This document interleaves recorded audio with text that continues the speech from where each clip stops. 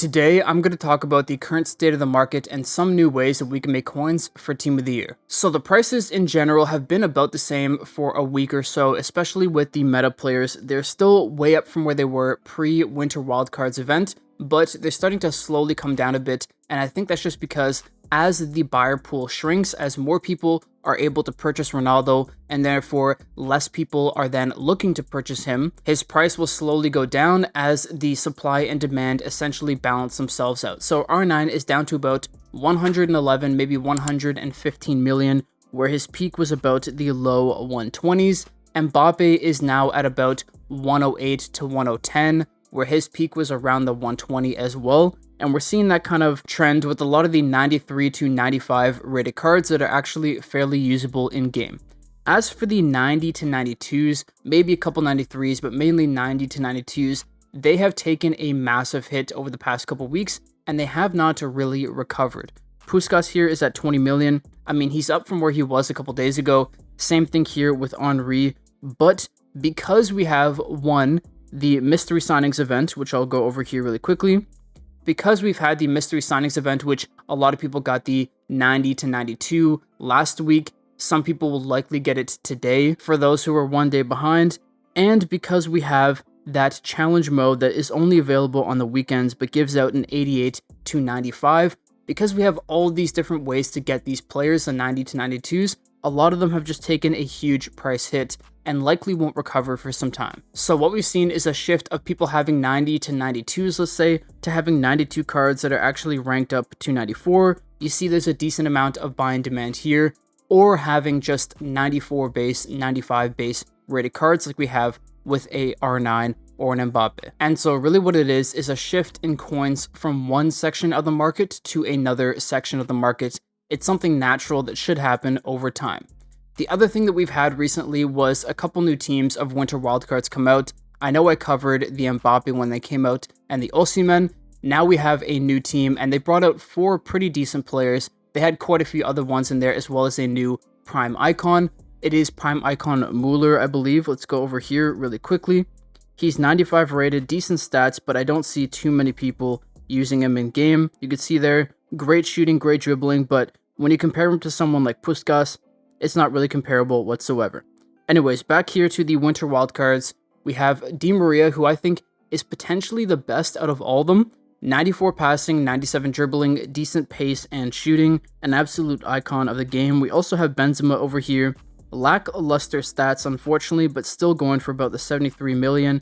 As I showed earlier, Di Maria, tons of buy and demand. And then the 95s that we got was Ederson, who has crazy demand because his stats are, to be completely fair, broken. Those stats look crazy. And then we also have João Cancelo, who has good stats, but because of his high-low work rate, I really don't think he's worth his 156 million coin price tag. But what we're seeing with these guys is they are hitting the normal trend of the new promo cards, which is the 93s, the good 93 and 94s, usually go for about 60, 70, maybe 80 million coins, and then over time, they drop quite a bit in price. I think Benzema will end up at being maybe a 50, 60, maybe million coin card. Same thing here with Di Maria. He might actually stay around the 70s, and then I do think Ederson will still be over 100, and I think with time, João Cancelo will drop to about the 100, maybe 110 million coin range. And I say that because this happened with almost every promo card we've had so far.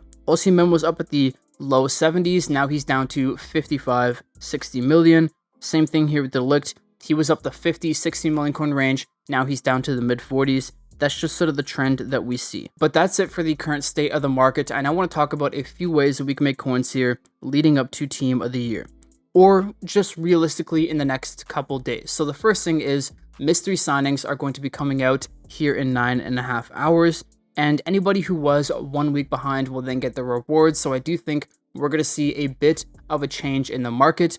People who didn't claim the rewards last time, or people who, like I said, are catching up, will now have free players who will flood the market. I don't think it's going to be as crazy as it was last week, but we will have to see how things go today. The other thing is because of the weekend challenge mode that gives out the 88 to 95, I do think starting tonight and leading all the way up until Sunday, we're going to see a huge crash in the, or maybe not a huge crash, but quite a bit of a swing in the 90 to 92s, let's say. So Maldini might be at 35 million. I saw one at 35 million earlier, but I do think there's a chance that he gets down to 30 or maybe less, and that might be a time to pick him up. Let's say you could pick him up at 28, 29, and then sell him next Wednesday or Thursday for usually about 35 million, maybe a little bit more. So playing the market trends is one way to go. The other way to make coins that at least I'm trying out right now, and so far it is working, is picking up the old winter wildcards players. So when the new team comes out, they're usually going to be the ones that are packed in packs, which means that the cards from previous weeks are actually getting packed a little bit less, which means they theoretically should go up in value if the demand for them stays the same. And if we look at the cards from the previous weeks, for example, Harry Kane here, he was all the way down at, I think he even hit close to about 90 million.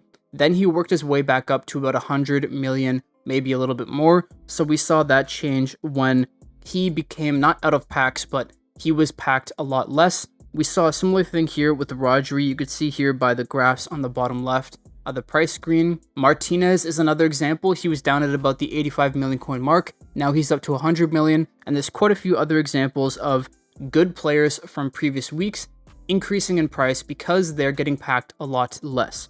And so I took that approach and applied it to last week's team, and the player that I ended up picking up was Osimhen.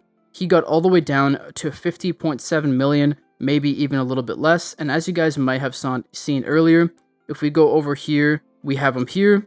He's up to 57, and I think he could go up to maybe 65, maybe even 70 million. That could be pushing it a bit. But the reason why I chose him was, one, like I said, he was going to be less packed, but 95 pace, 90 shooting, good dribbling, and good physical. Stat-wise, he is an incredible player in game, being 6'1", and having a 4-star weak foot. So all around great player, and I bought him when he got to his absolute lowest, which was a day or two before the new winter wildcard event came out. So that is a new way I think that we can make coins, and I'm going to keep trying it out over the next couple weeks and see how it goes.